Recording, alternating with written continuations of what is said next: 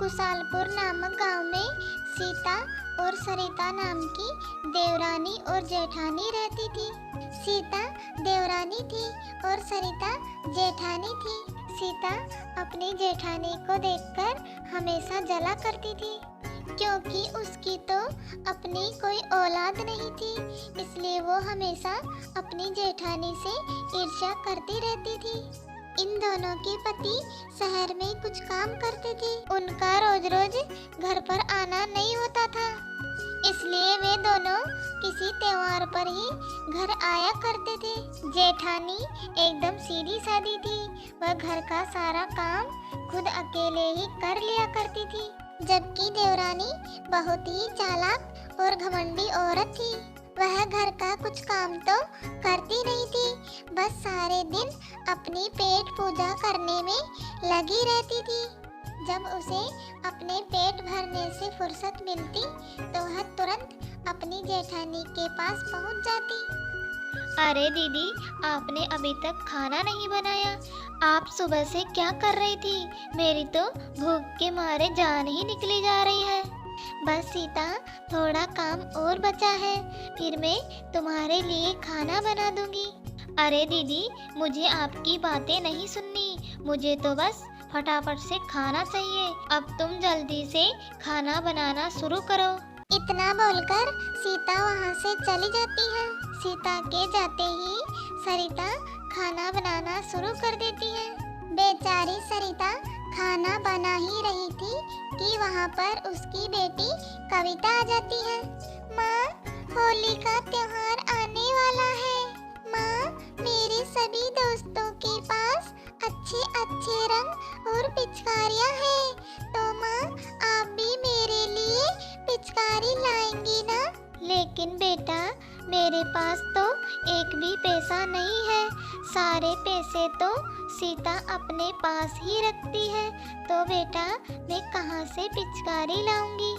नहीं नहीं माँ, मुझे तो बस पिचकारी चाहिए। ठीक है बेटा, तुम रोना बंद करो, मैं कल ही तुम्हारे लिए पिचकारी लेकर आऊंगी। इतना सुनते ही कविता बहुत खुश हो जाती है। अगले दिन सरिता अपनी देवरानी से कुछ पैसे मांगने आती है। सीता, मुझे थोड़े पैसे दे दो। होली का त्योहार आने वाला है ना, इसलिए कविता पिचकारी लेने की जिद कर रही है। अरे वाह, देखो तो जरा, महारानी को पिचकारी चाहिए। कल बोलेगी मुझे गाड़ी चाहिए, परसों बोलेगी मुझे कपड़े चाहिए, तो मैं तुम लोगों की इसी तरह फरमाइशें पूरी करती रहूंगी क्या? बड़ी आई पैसे मांगने वाली, चल जा यहाँ से, मेरे पास कोई पैसा नहीं है। अपनी देवरानी की बातें सुनकर सरिता को बहुत दुख होता है और वो रोती हुई वहाँ से चली जाती है और हनुमान जी के मंदिर में जाकर उनसे प्रार्थना करती है। हे हनुमान जी, अब मैं क्या करूं? मेरे पास तो एक भी पैसा नहीं है और मेरी बिटिया है कि पिचकारी लेने की जिद कर रही है, और अब तो होली का त्योहार भी नजदीक आ गया है। हे बालाजी, अब मैं अपनी बिटिया के लिए पिचकारी कहाँ से लाऊंगी? हे हनुमान जी, अब तो आप ही मेरी मदद कर सकते हैं। इस तरह सरिता हनुमान जी से प्रार्थना कर रही थी कि वहाँ पर अचानक एक दिव्य शक्ति प्रकट होती है। हे भगवान, मैं कोई सपना तो नहीं देख रही? बेटा, ये कोई सपना नहीं, ये तो हकीकत है।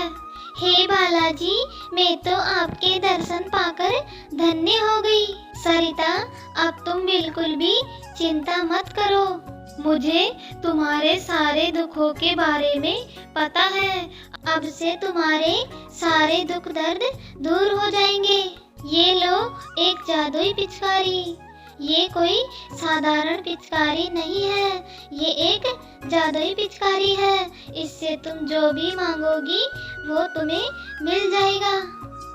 बेटा, अब तुम इसे लेकर अपने घर जाओ और इससे अपने लिए और अपनी बेटी के लिए जो भी मांगना चाहो मांग लेना। तुम्हें तुरंत मिल जाएगा। और हाँ, इस पिचकारी के बारे में किसी और को पता नहीं चलना चाहिए, नहीं तो इसकी शक्तियाँ खत्म हो जाएगी। ठीक है हनुमान जी, मैं ऐसा ही करूँगी। हे बालाजी, आपने मेरी इतनी सहायता की, इसके लिए मैं आपका कोटि कोटि धन्यवाद करती हूँ। और फिर इसके बाद सरिता जादुई पिचकारी को लेकर अपने घर आ जाती है। जब सरिता घर आती है तो उसकी बिटिया पिचकारी को देखकर बहुत खुश हो जाती है। अब सरिता जादुई पिचकारी से जो भी मांगती तो वो उन्हें तुरंत मिल जाया करता था। अब उसके पास किसी भी बात की कोई कमी नहीं थी।